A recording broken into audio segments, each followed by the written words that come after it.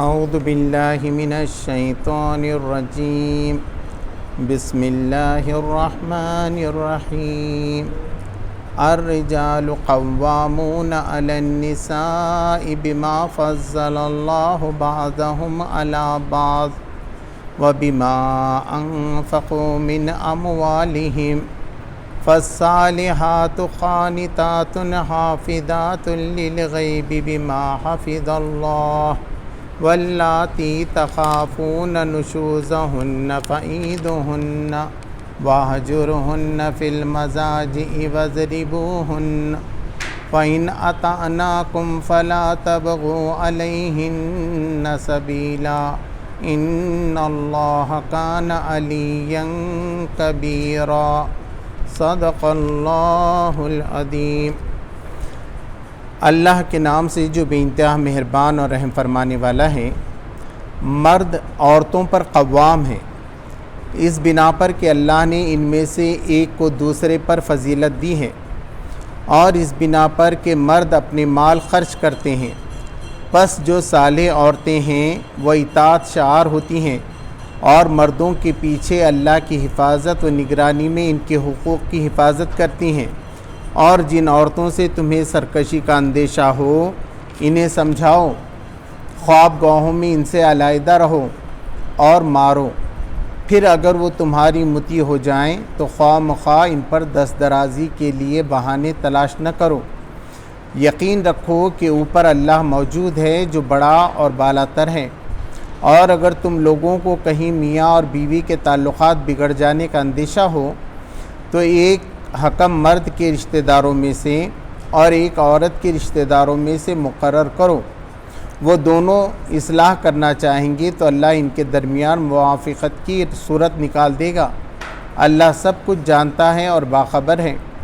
اور تم سب اللہ کی بندگی کرو، اس کے ساتھ کسی کو شریک نہ بناؤ، ماں باپ کے ساتھ نیک برتاؤ کرو، قرابت داروں اور یتیموں اور مسکینوں کے ساتھ حسن سلوک سے پیش آؤ، اور پڑوسی رشتہ دار سے، اجنبی ہمسائے سے، پہلو کے ساتھی اور مسافر سے، اور ان لونڈی غلاموں سے جو تمہارے قبضے میں ہوں احسان کا معاملہ رکھو۔ یقین جانو اللہ کسی ایسے شخص کو پسند نہیں کرتا جو اپنے پندار میں مغرور ہو اور اپنی بڑائی پر فخر کرے، اور ایسے لوگ بھی اللہ کو پسند نہیں ہیں جو کنجوسی کرتے ہیں اور دوسروں کو بھی کنجوسی کی ہدایت کرتے ہیں، اور جو کچھ اللہ نے اپنے فضل سے انہیں دیا ہے اسے چھپاتے ہیں۔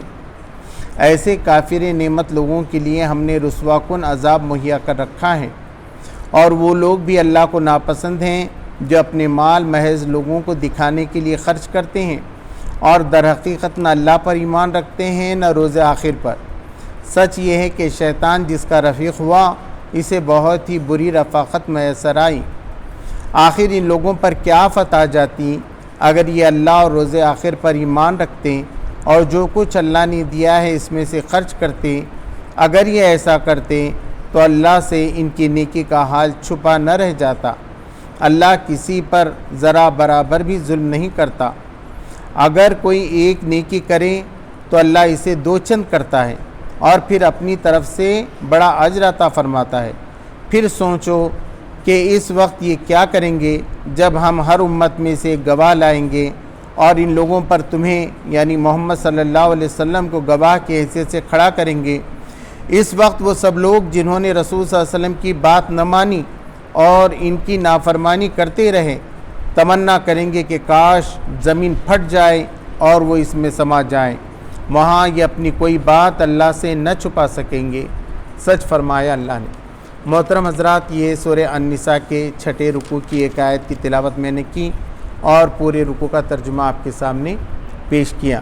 ہم جانتے ہیں یہ رمضان کا مہینہ ہے اور یہ کلام جو پڑھا جا رہا ہے ہم سمجھ رہے ہیں اس کائنات کی طرف سے جس نے یہ ہزاروں ستارے بنائے، چاند اور سورج بنائی، پوری کائنات بنائی، پھر انسان کو خلیفہ کی حیثیت سے بنایا۔ اب وہی خدا یہ رہنمائی کر رہا ہے کہ تم کو گھروں میں کیسے رہنا چاہیے۔ اس پہ ہم روزہ رکھتے ہیں، اسی لیے ہم روزہ رکھتے ہیں کہ اللہ نے یہ راستہ ہم کو بتایا، اسی لیے ہم تراویح پڑھ رہے ہیں کہ اللہ نے یہ راستہ ہم کو بتایا ہے۔ تو وہ راستہ کیا ہے؟ راستہ یہ ہے کہ اللہ تبارک تعالیٰ نے یہ فرمایا کہ اب سماج میں مرد بھی رہتے ہیں عورتیں ہیں، تو ان کے حقوق کیسے ہونی چاہیے، یہ سماج کیسا چلے گا، پوری سوسائٹی کیسی چلے گی؟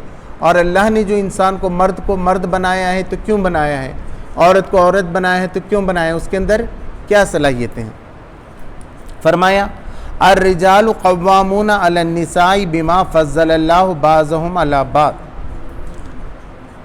مردوں کو عورتوں پہ قوام بنایا گیا ہے اس وجہ کہ اللہ ان کی فضیلت کی وجہ سے، اور اللہ تبارک و تعالیٰ نے جو فضیلت ایک دوسرے پر دی ہے، وَبِمَا أَنفَقُوا مِنْ أَمْوَالِهِمْ، اور جو وہ مال خرچ کرتے ہیں اپنے خاندان پر، اپنی بیوی بچوں پر۔ اب یہ سمجھنا چاہیے کہ قوام کا مطلب کیا ہے؟ قوام کا مطلب ہوتا ہے کوئی نگراں، کہ گھر کا نگراں کون ہوگا، کس کے ہاتھ میں سارے اختیارات رہیں گے؟ تو اللہ تبارک و تعالیٰ نے فرمایا خاندان تو مرد اور عورت سے بنتا ہے، تو مرد کے پاس یہ جو ہے قانون رہے گا، آخری ڈیسیجن کا پاور مرد کے پاس رہے گا، مرد سیفٹی دے گا۔ اب سوال یہ ہے کیا یہاں اسلام جو ہے نا بھید بھاؤ کرتا ہے عورت اور مرد میں؟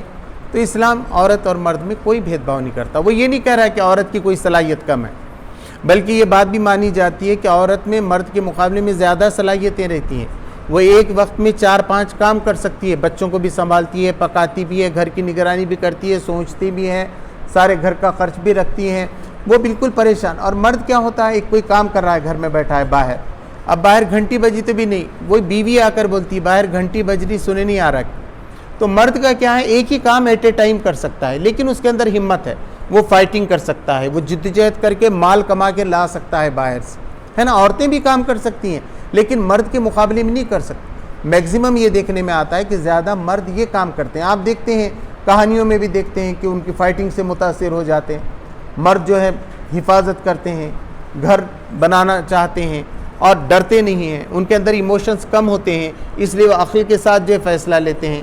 خواتین میں ایموشن زیادہ ہوتی ہیں، لیکن اب آپ یہی سوچئے 3 بچوں کے ساتھ مرد کو چھوڑ کر جائیے، صبح سے شام تک اس کا حال خراب ہو جاتا، نہیں سنبھال سکتا ہو۔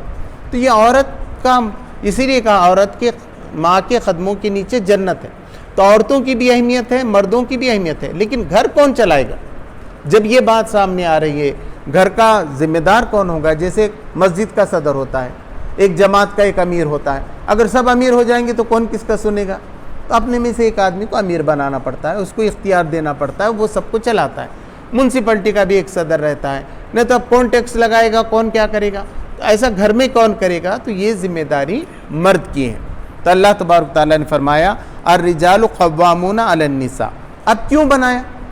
بما فضل اللہ بعضهم علی بعض، کہ ہم نے ایک دوسرے پہ فضیلت دی ہے۔ تو یہ کیریکٹر ہے انسان، وہ حفاظت بھی کر سکتا ہے، کما کے بھی لا کے رکھ سکتا ہے، اس لیے گھر کا خرچ چلانا عورت کی ذمہ داری نہیں ہے۔ پیسہ کون لائے گا؟ مرد لائے گا، اس کو بھی کھلائے گا۔ وہ نکاح اس بنیاد پہ کرتی ہے کہ میرا نان نفقہ تیرے حوالے ہیں، میری عزت کی حفاظت تمہارے حوالے ہیں، اس لیے مرد کا کام رہتا ہے کہ پردہ اس نے لگایا کہ نہیں، گھر کے چاروں طرف خواتین کی حفاظت ہو رہی ہے کہ نہیں ہو رہی ہے، یہ سب مرد کے دیکھنے کے جو ہے کام۔ اس لیے جو ہے ایک فضیلت وہ بما انفقوا من اموالہم، اور وہ مال خرچ کرتا ہے اپنے، عورت کو نہیں خرچ کرنا ہے، عورت کو خرچ نہیں کرنا۔ اگر عورت کا بزنس ہے، عورت کی ماں کے باپ کی طرف سے دولت ملی ہے، وہ کروڑ پتی بھی ہے، تو اس کو ضروری نہیں ہے کہ وہ گھر میں خرچ کرے، اس کی ذمہ داری ہے نہیں، خدا کی طرف سے دی نہیں گئی۔ آدمی کو ہی خرچ کرنا ہے، جیسا بھی ہو لا کے۔ بیوی شیئر کرتی ہے، خود اپنے پسند سے کرتی ہے تو بات الگ ہوتی ہے۔ اب یہاں کیا مسئلہ ہوتا ہے، ہم بھی گرلز اسلامک آرگنائزیشن چلاتے ہیں تو عورتوں کے حقوق بتاتے ہیں کہ بھئی عورت نوکری بھی کر سکتی ہے، عورت مال بھی کما سکتی ہے، عورت جو ہے جج بھی بن سکتی ہے، عورت سارے کام کر سکتی ہے، اسلام کوئی نہیں روکتا۔ اب وہ لڑکیاں شادی ہو کے جاتی ہیں، وہاں جو ہے شوہر منع کرتا ہے زیادہ، تم نے یہ نہیں کرنا، یہ نہیں کرنا، تو اس کو بڑی پریشانی ہوتی ہے۔ وہ بولتی مجھے تو بتایا کہ اسلام میں عورتوں کے اتنے حقوق ہیں اور یہاں پر مجھے حقوق نہیں دیے جا رہے۔ تو قرآن کی یہ بات رکھنا چاہیے، سندرب اور کانٹیکسٹ کیا ہوگا، وہ قرآن ہوگا۔ قرآن یہ کہہ رہا ہے عورتوں کو جو بھی حقوق حاصل ہیں، چاہے وہ بزنس کرنے کے ہوں، نوکری کرنے کے ہوں، وہ شوہر کی اجازت کے بعد ہیں، وہ باپ کی اجازت کے بعد ہیں۔ اگر شوہر نہیں ہے تو یہاں کون ہے اب گھر کا ذمہ دار؟ یہاں کا باپ ہے، باپ کی ذمہ دار، باپ نہیں ہے، بھائی ہے وہ گھر کا ذمہ دار، تو اس کی اجازت کے بغیر عورت یہ کام نہیں کر سکتی۔ اس لیے مرد یہ کہہ سکتا ہے کہ میں نے تم کو شادی کر کے لایا تھا میرا گھر سنبھالنا، میرے بچوں کی تربیت کرنا، اب تم سروس پہ چلی جاؤ گی تو اب یہ 8 گھنٹے تک کیسا ہوگا؟ کوئی دوسروں سے ہم مدد لیں گے، لیکن جو تمہاری تنخواہ آئے گی اس کا اتنا % تو پھر مجھے دینا پڑے۔ شوہر یہ بات رکھ سکتا ہے، میں تم کو اجازت دیتا ہوں لیکن تم کما کے لاؤ گی، 1 لاکھ روپے تنخواہ ہے، 25,000 میرے رہیں گے یا 50,000 میرے رہیں گے۔ اس شرط کے ساتھ کر سکتا ہے کیونکہ قوام مرد ہے، اس کی اجازت کے بغیر عورت نہیں کر سکتی سارے اختیارات۔ تو جب آدمی شادی کر رہا ہے تو اس کو معلوم ہونا چاہیے، عورت کو بھی معلوم ہونا چاہیے کہ میں ایک قوام کے تحت جا رہی ہوں، ہے نا، مجھے وہاں پر اس کے مطابق کام کرنا ہوگا، اور قرآن و سنت کی ساری چیزیں جو ہے اس میں لکھی گئی ہیں۔ تو مگر گھر کا خرچ چلانا، ساری ذمہ داری کرنا، یہ بات بتائی گئی کہ مرد کی 2 ہیں کہ اس کی جسمانی، عقلی اور اس کا ایموشن میں زیادہ آگے نہ بڑھنا، تدبیر کر کے کہیں سے بھی کما کے لانا اور خرچ کرنا، یہ ساری صلاحیتیں مرد کو قوام بناتی۔ فالصالحات قانتات حافظات للغیب بما حفظ اللہ، تو جو نیک خواتین ہیں وہ فرما بردار ہیں، وہ فرما برداری کرتی ہیں، اپنے شوہر کی اطاعت فرما برداری کرتی ہیں، خیال رکھتی ہیں اس کو کیا پسند ہے۔ دیکھیں مرد کو جتنا آگے بڑھائیں گے باہر، تو یہی کہا جاتا ہے نا، ہر مرد کی کامیابی کے پیچھے عورت ہوتی ہے۔ اگر عورت سپورٹ نہیں کرے گی، گھر میں ہی تنگ کرے گی، تو آدمی باہر کچھ بھی نہیں کر سکتا، آدھا تو وہیں کمزور ہو گیا اور وہی ڈانٹ رہی ہے تو کچھ بھی نہیں ہے، فلاں ہے۔ اب بیوی کے سامنے جو جھک گیا وہ باہر جا کے کیا جو ہے سر اٹھا سکے گا؟ تو اس کی تو کوشش یہ ہونی چاہیے کہ میرا شوہر سب سے زیادہ آگے بڑھے اور اس کی عزت ہو، تو میں اس کو کیسا مضبوط کر سکتی ہوں، گھر کے اندر سنبھال کر اس مرد کو میں کیسے مضبوط کرتی ہوں۔ تو ان کی صفات بتائی گئی خواتین کی کہ وہ نیک ہوتی ہیں، فرما بردار ہوتی ہیں، حافظات للغیب بما حفظ اللہ، اور حفاظت کرنے والی ہوتی ہیں غیب کے راز کی، جو اللہ تبارک و تعالیٰ نے چھپانے کا حکم دیا ہے۔ اب اگر عورت آ گئے نا کسی کے آدمی کے راز کھلنے پہ، کوئی آدمی بھی نہیں بچ سکتا، ہے نا، عورت کو سب معلوم رہتا ہے، بیوی کو میاں کے بارے میں سب معلوم رہتا ہے، دنیا میں اتنا کسی کو بھی نہیں معلوم رہتا، ہے نا۔ اب وہ نکالی تم نے ایسا، اب نہیں بول دیتا ہے محبت میں سب پہلے بھی، ہے نا، اس نے جو گناہ کیا وہ بھی بولتا ہے، اچھا کیا وہ بھی بولتا ہے، اب اس کے پاس تو سارے راز ہیں اس کے، ہے نا، کبھی بھی وہ کھول سکتی ہے اس کو۔ مگر دیکھیے عورت کی خوبی یہ ہوتی ہے نہیں کرتی وہ اپنے شوہر کے راز نہیں کھول، اور نادان عورت ہے اگر کوئی ایسا اپنے شوہر کی شکایت کسی کے سامنے کرتی ہے، پہلے وہیں سے اس کی عزت، اس کے شوہر کی گئی اس کی بھی گئی۔ عورت کو یہ سمجھنا چاہیے جب وہ کسی شوہر کی اپنی برائی کرتی ہے کسی کے سامنے تو بہت برا کام کرتی ہے۔ مرد بھی اپنی بیوی کی برائی اگر کسی کے سامنے کرتا ہے تو بہت برا کرتا ہے، اپنے خاندان کو تباہ کرتا ہے۔ بھئی گھر کی بات ہے، باہر کیوں بتا رہے ہیں آپ اس کو؟ یہ خاندان کی بات ہے نا، اللہ تبارک و تعالیٰ نے یہاں راز چھپانے کو بولا، یہاں تک یہ بھی بتایا کہ چاہے سہاگرہ کی بات ہو دوسری، وہ دوسروں کو نہیں بتانا ہے کسی کو بھی، نہ مرد کو بتانا ہے نہ عورت کو بتانا ہے، یہ شیطان کے کام ہیں یہ سب گندے۔ ہاں کوئی مشکل ہے، آپ اچھے لوگوں سے، سمجھدار لوگوں سے ان سے مشورہ کیجئے، آپ کی زندگی میں جو بھی مسئلہ آ رہا ہے ڈاکٹر سے پوچھئے، بڑے جو ماہر ہوتے ہیں ان سے پوچھئے، یہ بات الگ ہے۔ لیکن باہر جو ہے نا بات نہیں اڑانا چاہیے، کمزوری کوئی بھی ہو، چاہے مرد کی ہو یا عورت کی ہو۔ یہاں تو جو بات آئی ہے وہ یہ ہے کہ عورت ہمیشہ ایسی چیزوں کی جو ہے نگرانی کرتی ہے، بلکہ اللہ تبارک و تعالیٰ بھی پردہ ڈالتا ہے۔ کوئی بھی آدمی ایسا نہیں ہے کہ جو گناہ نہیں کیا، اللہ نے پردے ڈال دیے، اللہ چھپا لیتا ہے، اللہ گناہوں کو معاف کرتا ہے، اس لیے سب ایک سے ایک ریسپیکٹ فل بن کے ہمارے سامنے آتے ہیں۔ اگر سب پردے ہٹ گئے، سمجھو کاٹ دیے گئے، تو کیا ہوگا؟ وہ قیامت کا دن ہے، اس میں بھی اللہ تبارک و تعالیٰ لاج رکھے گا۔ اگر اللہ بندے اللہ سے معافی مانگتا ہے اور اچھے کام کرتا ہے تو اللہ تبارک و تعالیٰ کئی پردے خود ہی ڈالتا ہے، اور گھر میں بھی یہ کہہ رہا ہے کہ دیکھو ایسی باتیں نہیں کرنا۔ مولانا نے بھی یہاں کہا کہ بھئی کسی پہ الزام بھی نہیں ڈالنا چاہیے، کسی کے سیکچول ریلیشن ہے فلاں ہے نہیں دیکھیں۔ اسلام میں ایسا ہے کہ ایسا کسی نے جھوٹ کہا اس کو 80 کوڑے ہیں، اور وہ بھی کوڑا ایسا کہ پورا جسم کا ایک کوڑے میں چھال نکل جاتی، زندہ رہنا مشکل ہے۔ تو ایسا ہم نہیں لگانا کسی کے پیچھے کہ ان کا کیریکٹر خراب ہے یہ ہے، اور میاں بیوی نے تو ایک دوسرے پہ بالکل نہیں لگانا چاہیے، اس کی حفاظت۔ یہیں سے جو ہے نا گھر میں پھر لڑائی جھگڑے سب جو ہے شروع ہو جاتے۔ غلط ہے کہ صحیح ہے؟ سائیکولوجیکل ایفیکٹ ہے، آپ سمجھ رہے ہیں ایسا ہے تو ایسا سمجھ میں آ رہا ہے آپ کو۔ تو اللہ تبارک و تعالیٰ نے کہا کہ نیک بیویاں ایسی ہوتی ہیں کہ ان چیزوں کی حفاظت کرتی۔ واللاتی تخافون نشوزہن، اب اگر کوئی شخص یہ محسوس کرتا ہے کہ اس کی بیوی اس کے ساتھ شرارت کر رہی ہے، اس کے ساتھ بغاوت پہ اتر آئی ہے عورت، ہے نا، بغاوت پہ اتر آئی ہے۔ یہ نہیں کہ گھر میں ساڑی لا کے دو بول رہی، کھانا لا کے دے دو بول رہی ہے نا، یہ ضد الگ ہے۔ وہ مرد کے جو حقوق ہیں قوام ہونے کے، اس کو چیلنج کر رہی ہے۔ مطلب اب رشتہ ہی طے کرنا ہے، بیٹی کا رشتہ طے کرنا ہے، تو اب کون کرے گا؟ باپ کرے گا۔ اب جا کے عورت نے سب طے کر کے آ گئی، ختم ہو گیا۔ بولی تیرے کو کیا، ہاں بول تو، اب بیچارہ وہ مرد ہو گیا یہ۔ تو اس سے پہلی قسط میں آ گیا کہ جس گھر میں بھی ایسا خواتین کا زور بڑھ گیا تو وہ خاندان تباہ ہوئے بغیر نہیں رہ سکتا۔ یہ سارے اختیارات مرد کے سامنے۔ ہاں عورت جو ہے آمادہ کرے شوہر کو، شوہر بھی سچے دل سے آمادہ ہو، اسے ڈر کے نہیں، تو وہ بات سچی ہے، کوشش کر سکتی ہے، وہ ٹرائی کر سکتے ہیں، لیکن کوئی ذمہ دار اس کے سلسلے میں ہونا۔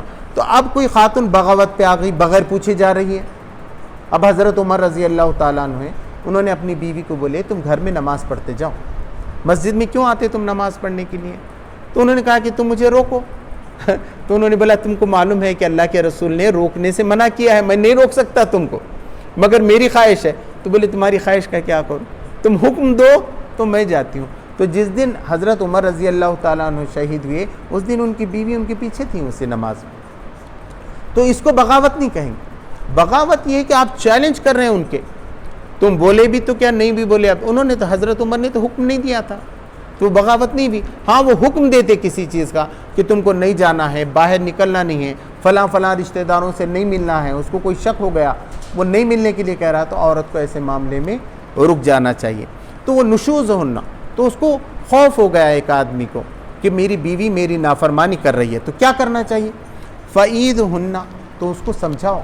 دیکھیں عورتیں کیا بچوں کی جیسی ہوتی ہیں، پہلے تو کیا ہے 15 سال میں شادی ہوتی تھی، ہے نا، ہمارے والدہ کے ساتھ تو بالکل بچیاں رہتی تھیں وہ، تو ان کو اپنا شوہر باپ کے جیسا بھی دکھتا، جو بولے وہ سن لیتے تھے۔ جیسا ہم گھر میں ابا کا مار بھی کھا لیتے اور وہ بھی ہوتا ہے پھر اور ابا کے ساتھ رہتے، تو بیویاں ایسی تھیں، یہ سب کر کے اور شوہر کے ساتھ رہتی تھی، اور ان کے شوہر بھی بہت ڈانٹتے تھے، مگر وہ بڑا خیال رکھنے والی اپنے شوہروں کا، ہے نا۔ تو ان کو سمجھانا لیکن کہ آپ کی ذمہ داری کیا ہے، میری کیا ذمہ داری ہے، اس کو بغاوت بولتے ہیں۔ اب اس کو معلوم ہی نہیں خاتون کو، وہ پڑھی نہیں لکھی نہیں، خاندان نہیں، اب نئی آئی بھی ہے، گھر میں آئی ہے، تو وہاں کیسا رہنا، سسرال میں کیسا، تو اس میں ایک پیریڈ لگتا ہے کھانا پکانے میں، گھر کو سنبھالنے میں۔ ہر خاتون کو ایک دن میں نہیں آتا ہو۔ اب مرد چاہتا ہے کہ جیسا وہ گھر میں دیکھا میری بیوی بھی جلدی جلدی ایسا کرنا، تو یہاں سے جھگڑے شروع ہو جاتے۔ تھوڑا سا وقت دے کے اس کو مستقل سمجھاتے رہنا چاہیے۔ پھر اس کے بعد فرمایا وَاهْجُرْهُنَّ فِي الْمَضَاجِعِ، اب اگر وہ نہ سنے تو پھر بستر الگ کرو، ان کے ساتھ سیکچول کانٹیکٹ مت کرو، تو ان کو گھبراہٹ ہو کہ صاحب اب کچھ ہونے والا ہے، بات اب آگے بڑھنے والی ہے۔ پہلے تو سمجھانے تک سمجھا دیا انہوں نے، لیکن اب تو بستر بھی الگ ہو گیا، وہ الگ کمرے میں رہ رہے، میں الگ کمرے میں رہ رہی ہوں، تو اب یہ فرق ہو گیا۔ فی مزاجی وَاضْرِبُوهُنَّ، اور انہیں مارو۔ مارنے میں یہ ہے کہ ایسا نہیں کہ اس کو زخمی کر دوں، یا اس کے جو ہے نا وہ ول اٹھتے بولتے ہیں، چوٹ کے نشان لگ جاتے، ایسا نہیں ہے۔ ایسا مارو کہ وہ بھی چہرے پہ نہ مارو، پیٹھ پہ مارو، تو اس کی اجازت ہے ہلکا پھلکا۔ بلکہ کئی مفسرین نے تو بعد میں یہ بھی کیا ہے کہ مارنے سے مراد ان کو ڈرانا دھمکانا، یہ بھی ہو سکتا ہے اس کے اندر، ضروری نہیں کہ آدمی ہاتھ ہی جو اٹھائے۔ یہ ایسا ہے جیسا کہ ایک ماسٹر اپنے اسٹوڈنٹ کے ساتھ کرتا ہے۔ اب دیکھیے اسٹوڈنٹ کو ڈسپلن میں لانا ہے تو ٹیچر کیا کرتے ہیں، پہلے مارتے تھے، اب تو ذرا کم ہو گیا، تو یہاں بھی کم ہوگا۔ اسلام میں کیا ہے، جو ایک طریقہ چلتے رہتا ہے سماج کا، اس کو اب آج کل کوئی بھی نہیں مار رہا ہے، تو اب مارنا بالکل غلط نہیں ہوگا۔ آپ تو سمجھائیں گے، آپ ڈسکشن کریں گے، آپ بتائیں گے اس کے سلسلے میں، لیکن یہاں پر یہ آیت موجود۔ فَإِنْ أَطَعْنَاكُمْ فَلَا تَبْغُوا عَلَيْهِنَّ سَبِيلًا، اب وہ اگر اطاعت فرما برداری پہ تمہارے آ جائیں تو خواہ پھر ہلے بہانے ان کو مارنے کے ستانے کے نہ ڈھونڈو، اب ضرورت نہیں ہے۔ اب اطاعت فرما برداری پہ آ گئی، درست ہو گئی، اب ایک اسٹوڈنٹ درست ہو گیا، اس کی پہلے کی شرارت یاد رکھ کے ماریں گے کیا؟ آپ نہیں ماریں گے، تو اب اس کو معاف کر دیں۔ ان اللہ کان علیٰ کبیرہ، بے شک اللہ تبارک تعالیٰ بہت ہی بلند و بالاتر اور کبیر ہے، تم نہیں ہو۔ گھر میں اللہ نے تم کو بڑا بنایا ہے، اصل میں بڑا کون ہے؟ اللہ ہے۔ تو مرد کو بھی کہا گیا کہ اللہ سے ڈرو، ایسا نہیں کہ گھر میں بیوی ہے تو تم نے اس کے ساتھ ظلم کیا، اللہ تو دیکھ رہا ہے، اور قیامت کے دن تو سارے فیصلے ہو جانا، اسی لیے کتاب نازل کی گئی ہے۔ وَإِنْ خِفْتُمْ شِقَاقَ بَيْنِهِمَا، اگر تم کو یہ ڈر ہو کہ وہ دونوں کے اندر کی مخالفت بہت بڑھ جائے گی، فَابْعَثُوا حَكْمًا مِّنْ أَهْلِهِ وَحَكْمًا مِّنْ أَهْلِهَا، تو ایک آدمی مرد کی طرف سے حکم بن جائے، ایک عورت کی طرف سے، کہ صاحب اب معاملہ حل نہیں ہو رہا، تو انہوں نے کہا کہ ہمارے خالو بہت سمجھدار ہیں، ہمارے خالو جو بولیں گے ہم بتاتے. وہ بولے ہمارے ماموں یا ہمارے بھائی سمجھدار ہیں. اب وہ دونوں بیٹھ کے دیکھیں گے کہ یہ میاں بیوی کے اندر کیا پرابلم پیدا ہوا تھا اور اس کو کیسا حل کرنا چاہیے. ان کے دونوں کی منظور سے نکالیں گے. اسلامی عدالتوں میں جب کورٹ ہوتا حضرت علی رضی اللہ تعالیٰ عنہ کے وغیرہ زمانے میں، تو وہ کیا کرتے، کوئی دو صحابہ کو وغیرہ حکم بنا کے کہتے اب تم ہی فیصلہ کر کے آؤ، عدالت کی ضرورت نہیں ہے. تو ان کا فیصلہ نافذ ہو جاتا تھا. تو سوال یہ ہے جو حکم ہے ان کو فیصلے کا اختیار ہے کیا؟ تو ہاں، اگر یہ دونوں اختیار دیں کہ تم ہی فیصلہ کرو ہمارا کیا ہونا، ورنہ وہ کاؤنسلنگ کریں گے، سمجھائیں گے کہ صاحب آپ کی غلطی ہے، آپ کی غلطی ہے، آپ دونوں کا ایسا ایسا کرنا چاہیے، اب ان اصولوں پہ کام کیجئے تو آپ کا جھگڑا بڑھ جائے گا. کیونکہ میاں بیوی کے تعلق پہ ہی پورا خاندان، پوری دنیا ہے.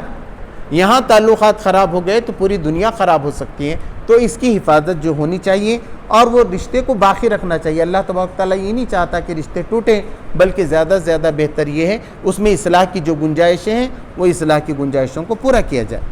ان یریدا اصلاحا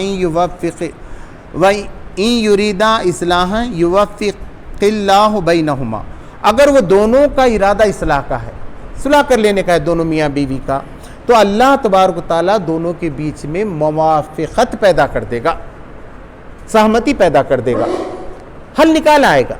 اگر دونوں میاں بیوی چاہ رہے ہیں کہ نہیں صاحب ہم کو ملنا ہے، کچھ ہماری غلطیاں ہو گئی تھیں ناسمجھی کی وجہ سے، اب ہم کو ہے. اور کچھ مفسرین نے لکھا کہ یہ دونوں جو حکم ہیں وہ بھی اگر ارادہ کرتے ہیں اصلاح کا، تو اللہ تبارک و تعالیٰ ان کے اندر موافقت کی کوئی راہ نکال دے گا. ان اللہ کان علیما خبیرا، بے شک اللہ تبارک و تعالیٰ جاننے والا اور خبر رکھنے والا ہے. وَاعْبُدُوا اللَّهَ وَلَا تُشْرِكُوا بِهِ شَيْئًا، اور تم سب اللہ کی عبادت کرو اور اس کے ساتھ کسی چیز کو شریک نہ ٹھہراؤ. یعنی یہ اللہ کا حکم ہے، اللہ کو مانو. اب اور کس کی بات ماننے والے آپ؟ وَبِالْوَالِدَيْنِ إِحْسَانًا، اور سب سے اچھا یہ ہے کہ اپنے ماں باپ کے ساتھ بہترین سلوک کرو دنیا کے اندر خدا کے بعد. وَبِذِي الْقُرْبَى، اور اپنی رشتہ داروں کے ساتھ، ماموں ہیں، چچا ہیں، پھپھو ہیں، کوئی بھی رشتہ دار آ رہے تو ان کے ساتھ ریسپیکٹ کے ساتھ بات کرو، اچھا ان کے ساتھ تعلقات رکھو. خاندانی تعلقات بہت اہمیت کے حامل ہوتے ہیں، تو اس کو توڑو مت، ریسپیکٹ کے ساتھ اس کو نبھاؤ. والیتامی والمساکین، اور یتیموں کے ساتھ بھی اچھا سلوک کرو اور غریبوں کے ساتھ بھی ان کی مدد کرو، ان کے بارے میں غور فکر کرو. ایسا نہیں کہ اپنے آپ میں لگ گئے، اپنی فیملی میں لگ گئے، غریبوں کا کوئی خیال ہی نہیں، ان کے لیے کوئی پروگرام نہیں ہے، کوئی سسٹم نہیں بنا رہے. وَجَارِ ذِي الْقُرْبَى وَالْجَارِ الْجُنُبِ، اور پڑوسی رشتہ دار سے، اگر رشتہ دار بھی ہے اور پڑوسی ہے تو اس کا حق زیادہ ہے، تو اس کے ساتھ بھی حسن سلوک کرو. اور اجنبی پڑوسی ہے، وَالْجَارِ الْجُنُبِ، اجنبی ہے، نیا آیا ہے، ایسا پڑوسی نیا ہے تو نئے پڑوسی کے ساتھ بھی گو کہ آپ کی کوئی رشتہ داری نہیں، اچھا سلوک کرو، اسے تنگ مت کرو. وَالصَّاحِبِ الْجَنبِ وَابْنِ السَّبِيلِ، اور پہلو کے ساتھی، پہلو کا ساتھی یعنی بیسٹ فرینڈ بھی ہو سکتا ہے جو ہمیشہ رہ رہا ہے. تو ایسا نہیں کہ اس کے ساتھ برا سلوک کرو کہ وہ ہمیشہ ہمارے ساتھ رہتا ہے، اس کی بھی عزت کرو، اس کی بھی عزت بڑھانے کی کوشش کرو، اس کے ساتھ بھی اچھا معاملہ کرو. دوسرا یہ کہ مسافر بھی ہو سکتا ہے، آپ ٹرین میں بیٹھے ہیں، بس میں بیٹھے ہیں، تو اس کا بھی حق ہے. یہاں تک کہ دکان پہ، مفسرین نے لکھا ہے دکان پہ خریدی کرنے کو جا رہے ہیں وہ ہے تو اس کو ذرا موقع دو، نہیں آپ لے لیجئے، پہلے آپ کا معاملہ ہو. وہاں بھی دھکا بکی نہیں کرنا چاہیے، بلکہ ان کا حق جو ہے ادا کرنا چاہیے. وابن السبیل، اور جو مسافر ہیں ان کو کوئی مشکل آ رہی ہے، مصیبت میں پھنسے ہوئے ہیں، راستہ بتانا ہے، کوئی ضرورت ہے تو وہ پوری کرو ان. وما ملکت ایمانکم، اور جو تمہارے قبضے میں لوگ ہیں یعنی تمہارے نوکر، چاکر، غلام، باندیاں، ان کے ساتھ جو ہے نرمی سے پیش آؤ.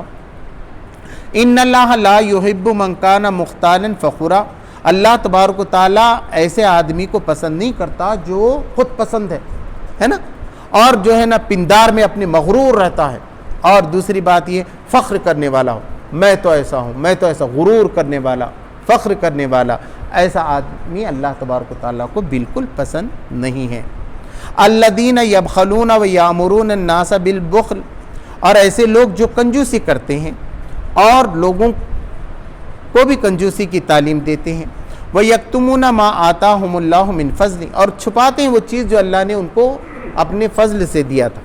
تو یہاں پر بتایا گیا کہ اب بخل کس کو کہتے ہیں، کہ اللہ نے کہا کہ اگر تمہارے پاس اچھا کھانا ہے تو اچھا کھاؤ، اچھے ہیں تو اچھے کپڑے پہنو، اچھی گاڑی رکھو، اس کا اظہار کرو، کوئی بری بات نہیں ہے، مگر دوسروں کے حق بھی عطا کرو اور بتاؤ صاف صاف کہ صاحب اللہ تبارک و تعالیٰ نے مجھے اچھا رکھا ہے، میں خوشحال ہوں. اب بہت سے لوگ خواہ کوئی کسی کو بتانے کی نہیں جی دکھنے کو تم کو ایسا دکھ رہا ہے لیکن میرا خرچہ بہت ہے فلاں ہے، تو ایسی دلیندری کی باتیں کرنا نہیں ہے۔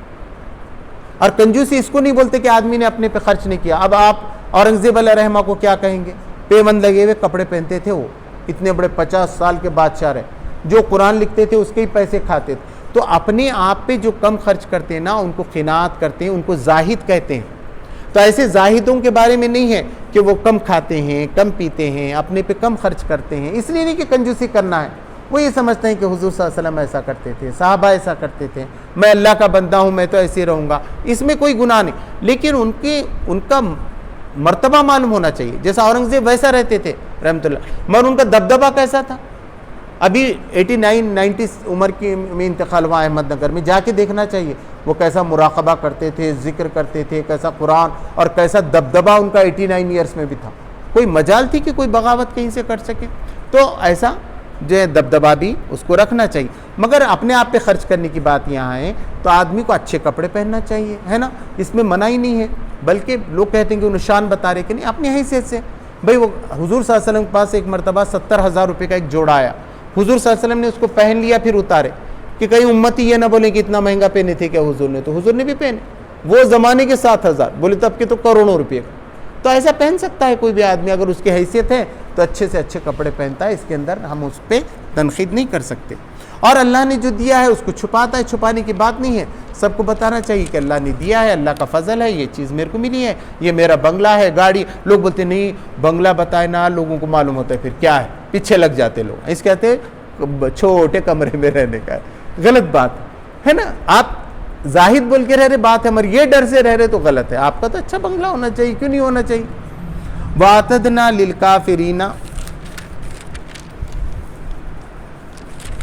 وَأَعْتَدْنَا لِلْكَافِرِينَ عَذَابًا مُهِينًا، اور ہم نے کافروں کے لیے رسوا کن عذاب تیار کر رکھا ہے۔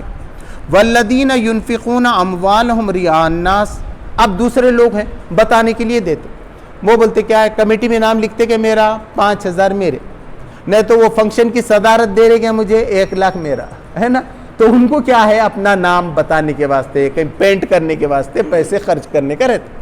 تو اللہ تبارک و تعالیٰ نے بتایا ایسا جو بتانے کے لیے کرنا چاہتا ہے خرچ، تو اللہ تبارک و تعالیٰ کے پاس وہ قابل قبول نہیں ہے۔ ایسے لوگ جو اللہ بتانے کے لیے اپنے مال کو خرچ کرتے ہیں، لوگوں کو بتانے کے لیے، وَلَا يُؤْمِنُونَ بِاللَّهِ وَلَا بِالْيَوْمِ الْآخِرِ، اللہ پر ایمان رکھتے ہیں آخرت پہ، حالانکہ جو مال آپ چھپا کے دیو ظاہر اللہ اس کا بدلہ دینے والا ہے نا، اللہ اس کا بدلہ دینے والا ہے۔ وَمَن يَكُنِ الشَّيْطَانُ لَهُ قَرِينًا فَسَاءَ قَرِينًا، اور جس نے شیطان کو اپنے دوست بنا لیا اس نے بہت بری دوستی چن لی، بہت بری دوستی چن لی، شیطان کو دوست بنا دیا۔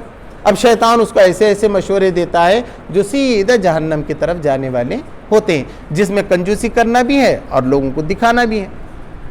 وَمَاذَا عَلَيْهِمْ لَوْ آمَنُوا بِاللَّهِ وَالْيَوْمِ الْآخِرِ، ان کا کیا بگڑ جاتا، ان کو کیا ہو جاتا اگر یہ اللہ پر ایمان لاتے اور آخرت کے دن پر ایمان لاتے، تو کیا بگڑتا ان کا، یہ کافروں کا۔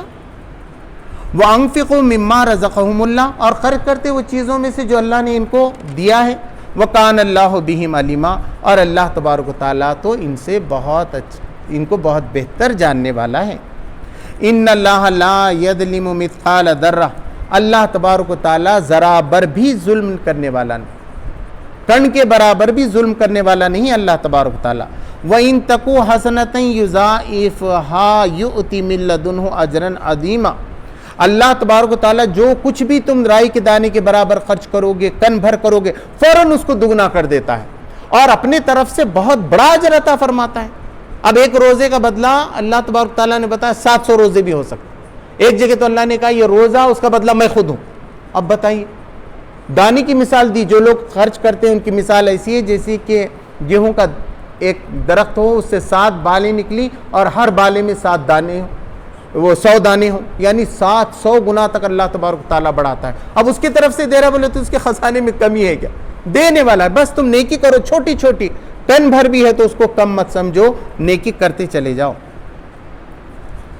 فَكَيْفَ إِذَا جِئْنَا مِن كُلِّ أُمَّةٍ بِشَهِيدٍ وَجِئْنَا بِكَ عَلَىٰ هَٰؤُلَاءِ شَهِيدًا، اس دن کیا بنے گی جب ہم ہر امت میں سے گواہ لائیں گے، اور اے نبی صلی اللہ علیہ وسلم ہم ان پہ تم کو گواہ کریں گے. ہم پہ گواہ حضور صلی اللہ علیہ وسلم رہنے والے ہیں. اب دیکھیے ہمارے گواہ کیسے.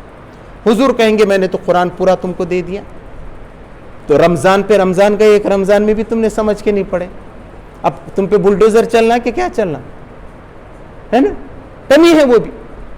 صحیح بات تو یہ ہے کہ اللہ کا کلام آنے کے بعد ان کے باپ دادا نے بھی نہیں پڑھا ایک بار ترجمہ. ہم خاندانی مسلمان کیا بولے تو قرآن ان کے باپ نے پڑھے تھے نہ دادا نے, اب تو اتنے پرنٹ ہو کر آئے ہوئے ہیں, موبائل میں موجود ہیں, پھر بھی نہیں پڑھ رہے, تب کیا حال ہونا چاہیے. اب حضور ہمارے لیے کھڑے رہنے والے, وہ مکہ کے لوگوں پہ اور تمام مسلمانوں پہ حضور صلی اللہ علیہ وسلم کہیں گے یہ میری قوم ہے جنہوں نے قرآن کو چھوڑنے کی چیز بنا کے رکھا تھا. سب سے زیادہ کیا کرنا تھا, ان کا دن نہیں گزرنا تھا جب 4 آیتیں نہیں پڑھتے, 2 آیتیں نہیں پڑھتے, مگر وہ دنیا کے پیچھے ایسا لگے قرآن کو بھول گئے. ان کو سب کو وقت ہے قرآن کو پڑھنے سمجھنے, پھر پڑھنے سمجھنے کے بعد غور فکر کا آتا ہے موقع, وہاں سارے راز کھلتے ہیں کہ یہ قرآن ہی کیوں صحیح ہے, اللہ ہی کیوں صحیح ہے, اللہ کیوں سب سے بڑا ہے. یہ جب آپ پہ اس کا القاء ہونا شروع ہوتا ہے, جب آپ کی زندگی مومن اور مسلمان کی بنتی ہے. ایسا نہیں کہ چپ گئے سب گردی کر کے آ رہے, دیکھیں اب یہاں بھی نماز میں, اب رمضان ختم ہوتی سب چلے جائیں گے, بیچاروں کو معلوم ہی نہیں ہوا, یہاں سے بھی کوئی ایسی چیز نہیں ملی ان کو کہ ان کو روکے رکھتی مسجد میں. آئے تھے بیچارے خالی ہاتھ آتے, خالی ہاتھ چلے جاتے. تو یہ کب ہوگا, جب آپ اس کو قرآن پڑھیں گے, قرآن کی ایک ایک بات پہ غور فکر کریں گے, جب جو ہے انسان کا سینہ کھلتا ہے, دماغ کام کرتا ہے. یومئذ یود الذین کفروا وعصوا الرسول, اس دن کافر جنہوں نے اللہ کے رسول صلی اللہ علیہ وسلم کی نافرمانی کی. اب نافرمانی کیا معلوم ہی نہیں حضور نے کیا بولے تھا, فرما برداری کیا, نافرمانی کیا. حضور کی کتنے حدیث معلوم, حضور نے قرآن دیا معلوم ہے کیا. اب اللہ کی فرما برداری کر رہے کہ نافرمانی کر رہے, اس کا حکم معلوم رہنا پڑے گا نا. آرڈر کیا نکلے ہوا ہے, رات میں 9 بجے سے بند, کووڈ کے دن, اب اس کو نہیں معلوم, باہر ڈنڈے کھاتا ہے نا. انہیں بولتے معلوم رکھنا تھا نا, تو یہ معلوم رکھنا چاہیے تھا اس میں کیا کہا گیا. تو اس دن جو لوگ نبی صلی اللہ علیہ وسلم کی نافرمانی کر کے آئیں گے اور انکار کر کے آئیں گے, وہ کیا چاہیں گے, لو تسوا بہم الارض, کہ وہ زمین کے برابر ہو جائیں. مولانا نے یہاں ترجمہ کیا ہے, ان کا دل چاہے گا کہ زمین پھٹ جائے اور وہ اس میں سما جائے, سیتا کے جیسا. کہانیوں میں آتا ہے نا کہ زمین پھٹ گئی اور سیتا اس کے اندر چلی گئی. تو انسان یہ چاہیں گا اب یہ دوزخ نہیں صاحب, ایسا ہو جانا, میں مٹی تھا نا, مٹی میں چلے جاتا ہوں. کون لوگ کہیں گے, جو حضور صلی اللہ علیہ وسلم کی نافرمانی کریں گے, جو اللہ کی نافرمانی کریں گے, جو کفر اور انکار کریں گے. ولا یکتمون اللہ حدیثا, اور اللہ سے اپنی کوئی بات وہ نہیں چھپا سکیں گے. ساری چیزوں کا حساب ہونا ہے. اللہ تبارک تعالیٰ سے دعا ہے کہ مجھے آپ کا عمل کی توفیق عطا فرمائے. ربنا آتنا فی الدنیا حسنۃ وفی الآخرۃ حسنۃ وقنا عذاب النار. سبحان ربک رب العزۃ عما یصفون وسلام علی المرسلین والحمد للہ.